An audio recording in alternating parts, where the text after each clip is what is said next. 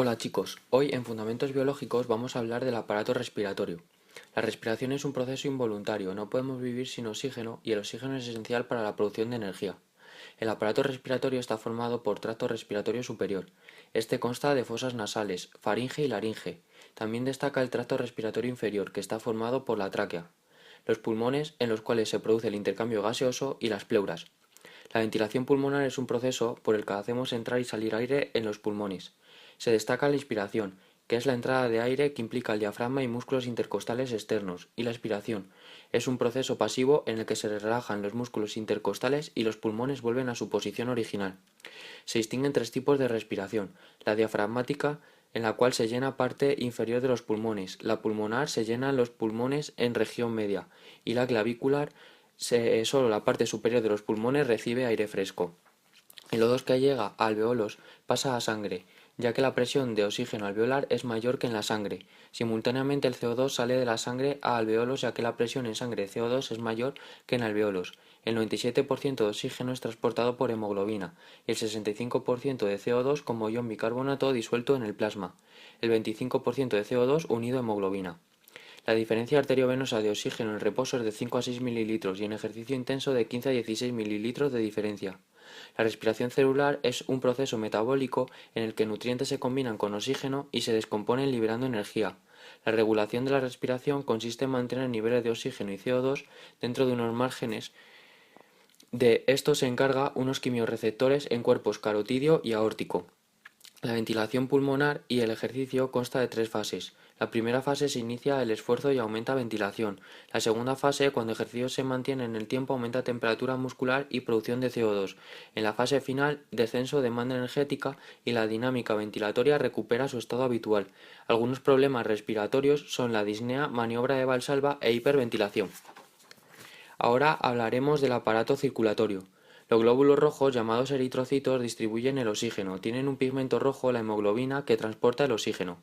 Los glóbulos blancos tienen una destacada función en el sistema inmunológico, es decir, en la defensa y limpieza. El corazón es un órgano hueco, del tamaño del puño, en el centro del pecho, entre los pulmones. Formado por el endocardio, miocardio y pericardio, tiene dos mitades, la derecha siempre con sangre pobre en oxígeno y la izquierda con sangre rica en oxígeno. Posee cuatro cavidades, dos superiores, aurículas, y dos inferiores, ventrículos, separadas por válvula tricúspide el lado derecho y mitral el izquierdo. El riego sanguíneo.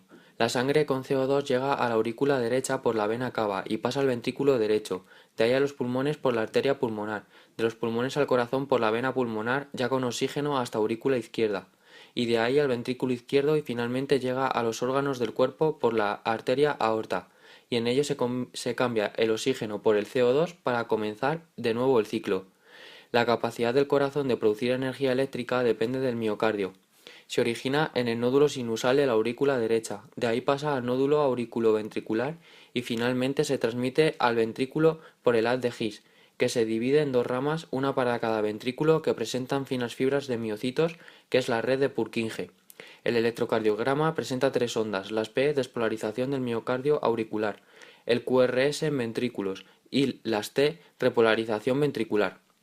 El diagrama de Wiggers muestra el ciclo cardíaco, cambios de presión en cavidades cardíacas y arteria aorta, variaciones de volumen ventricular, ruidos cardíacos y el registro del electrocardiograma. El volumen sistólico es el volumen de sangre que es eyectado desde el ventrículo izquierdo. El gasto cardíaco es el volumen total de sangre bombeada por los ventrículos por minuto. Las arterias son vasos gruesos y elásticos que nacen en ventrículos y circula sangre a gran presión. Las venas son vasos de paredes delgadas y poco elásticas que recogen sangre y la devuelven al corazón desembocando en las aurículas. La red capilar son arterias y venas más pequeñas que entran en contacto con líquidos y tejidos del organismo para liberar oxígeno, nutrientes y captar productos de desecho. Dos tipos de circulación sanguínea. La mayor es el recorrido que efectúa la sangre oxigenada desde corazón a tejidos y la menor es el recorrido que efectúa la sangre carboxigenada desde corazón hasta pulmones. El sistema linfático funciona como filtro para atrapar bacterias y residuos del organismo. La linfa es un líquido incoloro formado por plasma y glóbulos blancos. Los vasos linfáticos tienen unos abultamientos que son los ganglios y se originan los glóbulos blancos. Bueno chicos, hasta aquí la presentación.